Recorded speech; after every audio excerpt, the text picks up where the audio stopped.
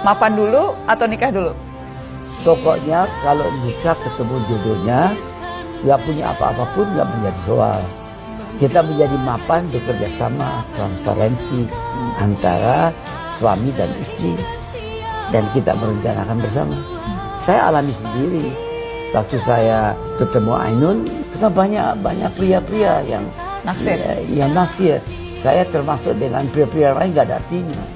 Ya mereka orang lebih ganteng, lebih gede, lebih kaya. It's okay. Sampai kawan-kawan saya dia mengatakan, kamu sok banget sih. Kamu tahu itu si Ainun siapa? Ini top. Kamu siapa? Kamu anaknya seorang janda. Bapakmu udah meninggal. Kamu aja ke Sydney Beca. Kenapa kok kamu gitu? Saya bilang, kenapa?